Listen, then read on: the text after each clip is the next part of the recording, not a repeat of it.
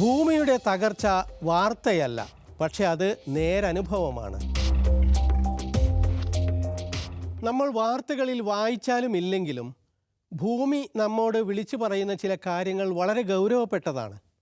അത്തരത്തിലുള്ള ഒന്നുകൂടി വയനാട്ടിൽ നമ്മൾ കണ്ടു, അനുഭവിച്ചു.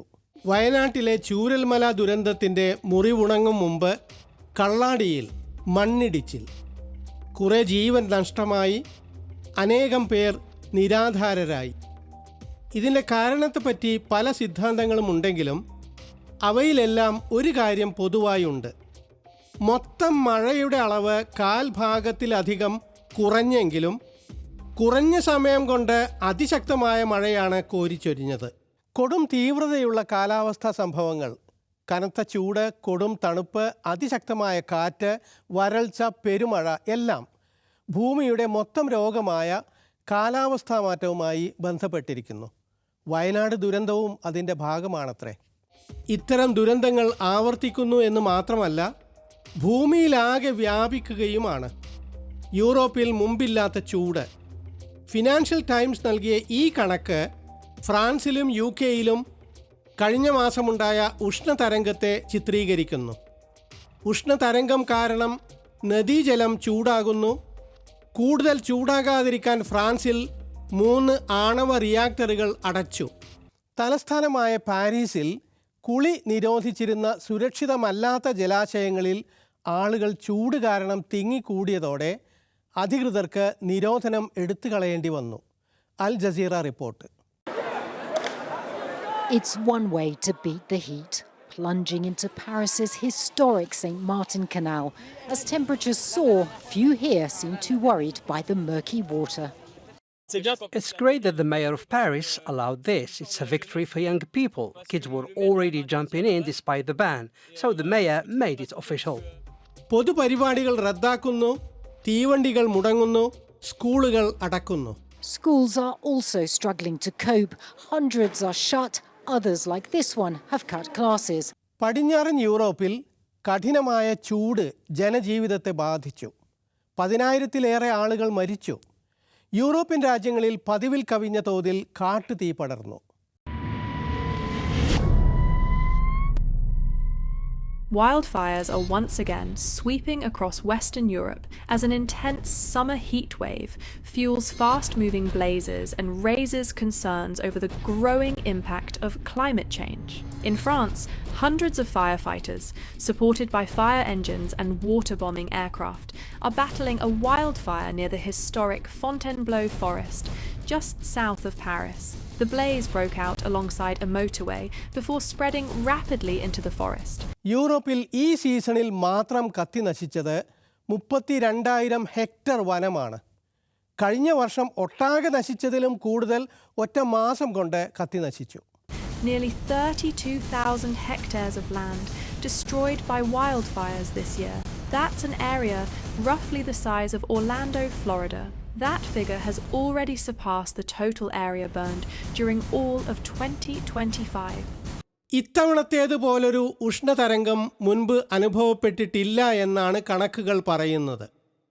കാലാവസ്ഥാ പ്രതിസന്ധി എന്ന ഒറ്റ കാരണമാണത്രേ അതിനുള്ളത്. യൂറോപ്പിൽ കൊടും ചൂടുള്ളപ്പോൾ ചൈനയിൽ ശക്തമായ ചുഴലിക്കാറ്റും പ്രളയവുമായിരുന്നു. ഭാവി ചുഴലി വലിയ നാശമുണ്ടാക്കുന്നുണ്ട് അവിടെ. The winds were so powerful that the waterfall flowed upward. China's latest typhoon isn't just flooding cities, it's making waterfalls defy gravity. Typhoon Bavi has made landfall in China, cancelling nearly 3,000 flights, flooding villages, washing away roads, and producing one of the most extraordinary sights of the year. The storm is still moving north. The disruption is still spreading. ചുഴലിയുടെ ശക്തി കാരണം വെള്ളച്ചാട്ടം മുകളിലേക്ക് പൊങ്ങുന്ന പ്രതിഭാസവും കണ്ടു.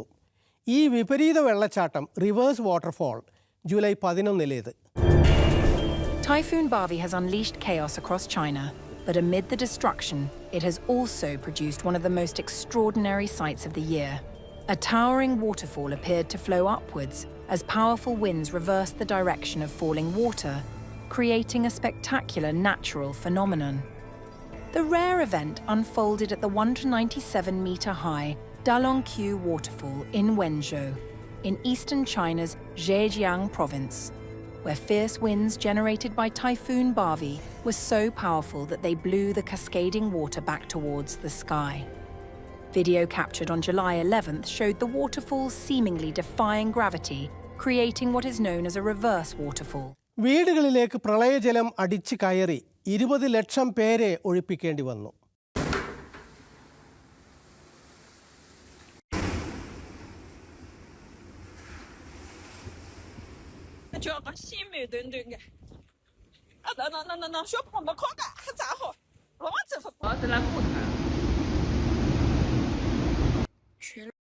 കാലാവസ്ഥാ ശാസ്ത്രജ്ഞർ പറയുന്നത് ഈ വർഷത്തെ തീവ്രതയ്ക്ക് ഒരു കാരണം എൽ നീനിയോ പ്രതിഭാസമാണെങ്കിലും കാലാവസ്ഥാ മാറ്റത്തിനും അതിൽ പങ്കുണ്ട് എന്നാണ്. Overactive or even hyperactive season for the Pacific. The other thing too, that added to the top of a background of already warming waters does sort of tip the scale towards more and potentially stronger cyclones, not only this year, but in the years to come. വയനാട്ടിലായാലും പാരീസിലായാലും കിഴക്കൻ ചൈനയിലായാലും മണ്ണ് വീഴ്ചയോ അത്യുഷ്ണമോ ചുഴലിക്കാറ്റോ ഒക്കെ അസാധാരണ തീവ്രതയോടെ അനുഭവപ്പെടുകയാണ്. കാലാവസ്ഥാ മാറ്റത്തിൻ്റെ ഈ സാഹചര്യത്തിൽ വരാനിരിക്കുന്നതിനെ പറ്റിയുള്ളൊരു ഭാവന കാണുക. 2004 ഇറങ്ങിയ ദ ഡേ ആഫ്റ്റർ ടുമോറോ എന്ന സിനിമയിൽ നിന്ന്.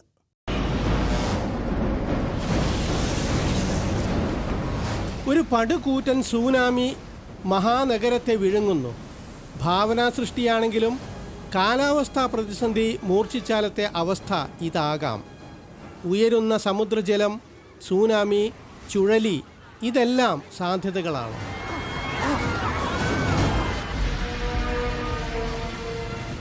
മുൻപ് മാധ്യമങ്ങൾ കാലാവസ്ഥാ പ്രതിസന്ധി കണ്ടതായി ഭാവിച്ചിരുന്നില്ല. അടുത്ത കാലത്തായി ആ സ്ഥിതി മാറി. കാലാവസ്ഥാ ദുരന്തങ്ങളും പ്രത്യാഘാതങ്ങളും പ്രതിവിധികളും ഒക്കെ ചർച്ചയിലുണ്ട്. പക്ഷേ രാഷ്ട്രീയ നേതൃത്വങ്ങളുടെ നിസ്സംഗത മാറ്റാനാകുന്നില്ല. ജനകീയ സമ്മർദ്ദം വരുന്നില്ല. അതിന് മാധ്യമങ്ങൾക്ക് സാധിക്കുന്നില്ല. ഇപ്പോൾ വരുന്നു പുതിയ ഒരു അശുഭവാർത്ത.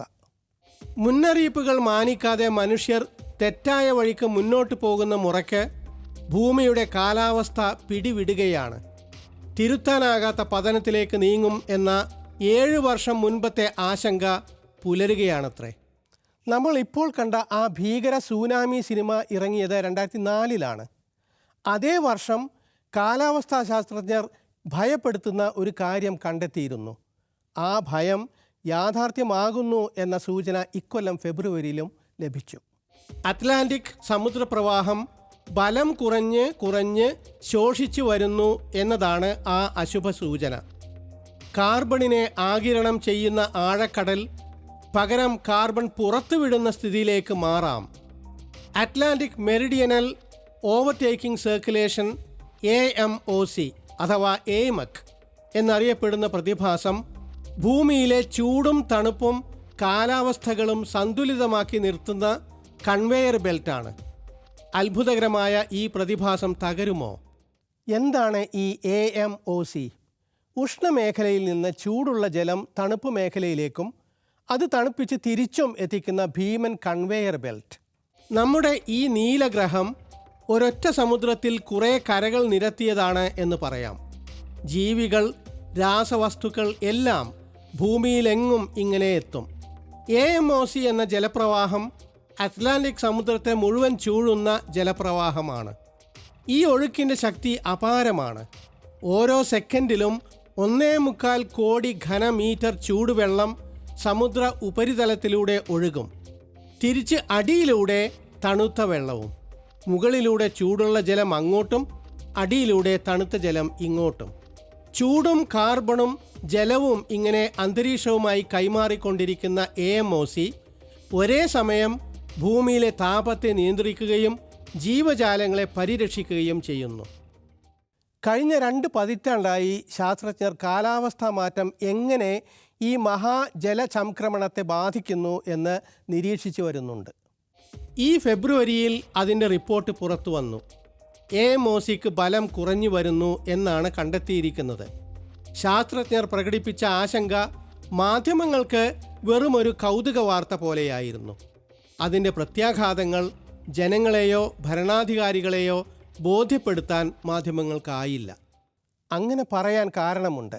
ഇറാനുമായി ഇസ്രായേലും അമേരിക്കയും യുദ്ധം തുടങ്ങുന്നതിന് 2 ആഴ്ച മുൻപാണ് ഈ റിപ്പോർട്ട് പുറത്തു വരുന്നത്. അതിന് ഗൗരവം ബോധ്യപ്പെട്ടിരുന്നെങ്കിൽ യുദ്ധം ഉപേക്ഷിക്കാൻ ഭരണാധിപരിൽ ജനങ്ങൾ സമ്മർദ്ദം ചെലുത്തിയേനെ. പക്ഷേ ആ റിപ്പോർട്ട് അറിയേണ്ടവർ അർഹിച്ച ഗൗരവത്തോടെ അറിയാതെ പോയി. ശാസ്ത്ര പ്രസിദ്ധീകരണങ്ങളിൽ ലേഖനത്തിന് പിറകെ ലേഖനങ്ങൾ വന്നുകൊണ്ടിരുന്നു. അത് പൊതുസമൂഹത്തെ അറിയിക്കേണ്ടത് പൊതുമാധ്യമങ്ങളാണ്. ചില ലേഖനങ്ങളും റിപ്പോർട്ടുകളും വരാതെയല്ല, പക്ഷേ സമൂഹത്തിന് പ്രധാനമായി തോന്നിക്കുന്നവ കുറവായിരുന്നു. രാഷ്ട്രീയ വാർത്തകൾ പരമപ്രധാനം, നിലനിൽപ്പിനെ ബാധിക്കുന്ന ശാസ്ത്ര വാർത്തകൾ കൗതുകം മാത്രവും. ഈ പതിവ് വാർത്താ നിർണയം തന്നെ ഇവിടെയും. ട്രംപിൻ്റെ വിഡ്ഢിത്തങ്ങൾ വരെ തലക്കെട്ടായപ്പോൾ ഭൂമിയിലെ എല്ലാവരെയും ബാധിക്കുന്ന വിഷയം അപ്രധാനമായി. ശാസ്ത്രം പറയുന്നു, ഇനി സമുദ്രനിരപ്പ് ഉയരും, കടുത്ത ശൈത്യവും കൊടും വരൾച്ചയും വരും.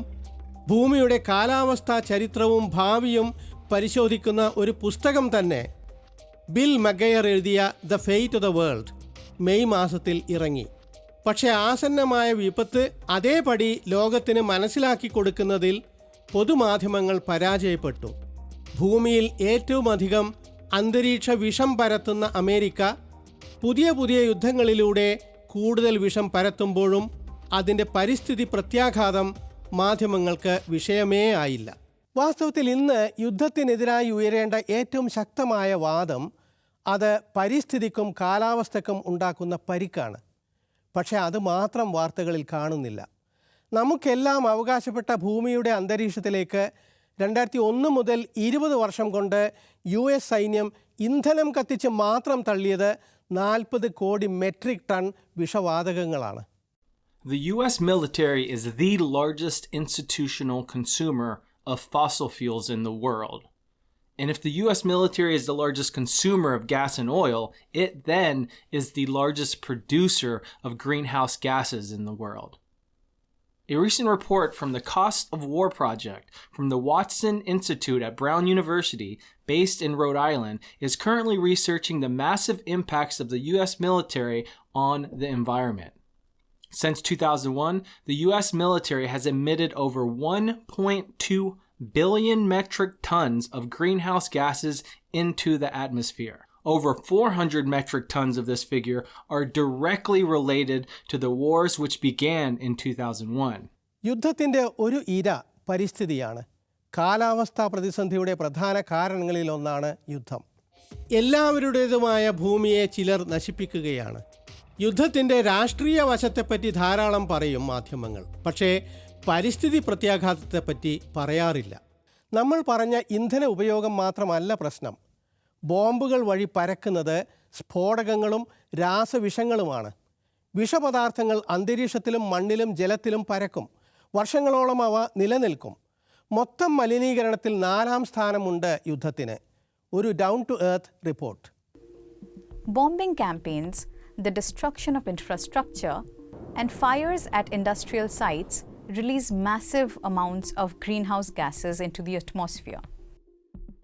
Toxic substances don't just linger in the air, they settle into soils and water bodies, with long-term impacts that often go unnoticed. Globally, militaries are responsible for around 5.5% of total emissions. If they were considered a single country, that would make them the 4th largest emitter in the world. Gaza വംശഹത്യ 15 മാസം തികച്ചപ്പോൾ ഇറങ്ങിയ റിപ്പോർട്ടിൽ പറയുന്നത് ഈ 1.25 വർഷം കൊണ്ട് Israel ഗസയിൽ പരത്തിയ മാലിന്യം 36 രാജ്യങ്ങൾ ഒരു വർഷം മുഴുവൻ ഉണ്ടാക്കുന്ന മലിനീകരണത്തോളം വരും എന്നാണ്. According to the report War on Climate, the 15-month-long conflict in Gaza resulted in 1.9 million tons of carbon dioxide equivalent emissions from direct military activity. That's more than the annual emissions of 36 countries. യുദ്ധത്തിന് പുറമെ നമ്മുടെ ജീവിതശൈലിയും plastic മാലിന്യവുമെല്ലാം കാലാവസ്ഥാ പ്രതിസന്ധിക്ക് മൂർച്ച കൂട്ടുന്നുണ്ട്. അർദ്ധമനസ്സോടെ തുടങ്ങിയ പരിഹാര ശ്രമങ്ങൾ ഇപ്പോഴും എങ്ങും എത്തിയില്ല. വൻകിട കോർപ്പറേറ്റുകളുടെ മലിനീകരണം തടയാൻ ആരുമില്ല. ആമസോൺ കമ്പനി വിൽക്കുന്ന സാധനങ്ങളുടെ പ്ലാസ്റ്റിക് പാക്കേജിംഗ് ആളുകൾ വലിച്ചെറിയുന്നത് ഉദാഹരണം. 2020 കണക്കനുസരിച്ച് ആമസോണിൽ നിന്നുള്ള ഒരു വർഷത്തെ വേസ്റ്റ് പ്ലാസ്റ്റിക് നേർരേഖയിൽ വെച്ചാൽ ഭൂമിയെ 500 വട്ടം ചുറ്റാനുള്ള നീളമുണ്ടാകും. ആമസോണിൻ്റെ തന്നെ ഡേറ്റാ സെൻ്ററുകൾ അതിഭീകരമായ തോതിൽ വെള്ളം ഉപയോഗിക്കുന്നുണ്ട്. ഒരു കമ്പനിയുടെ 2 മേഖലകളിലെ ചൂഷണ രീതികളാണിവ. ഇങ്ങനെ എത്രയെത്ര മേഖലകൾ, എത്രയെത്ര കമ്പനികൾ. കാലാവസ്ഥാ പ്രതിസന്ധി എന്ന രോഗത്തെ പ്രതിരോധിക്കുന്നതിൽ നാം പരാജയപ്പെട്ടത് ഇങ്ങനെയൊക്കെയാണ്. ഇനി രോഗത്തിന് ചികിത്സ എന്ത് എന്നേ നോക്കാനുള്ളൂ. ഇപ്പോഴത്തെ പോക്ക് നാശത്തിലേക്കെന്ന് UN secretary general. We are hurtling towards disaster, eyes wide open, with far too many willing it all on wishful thinking, unproven technologies and silver bullet solutions. It's time to wake up and step up. വയനാട്ടിൽ കുറേ ജീവനെടുത്ത കനത്ത മഴയെപ്പറ്റി പറയുമ്പോഴും ഓർക്കുക, മഴ വലിയ അളവിൽ കുറഞ്ഞിരിക്കുന്നു എന്ന്. തെറ്റായ വികസന ശൈലി അപകടമുണ്ടാക്കുന്നുണ്ട്.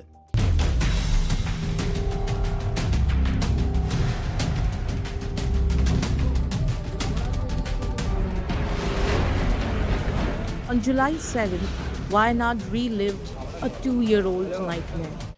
വികസനവും യുദ്ധവും ഭൂമിയെ നശിപ്പിക്കുന്നു.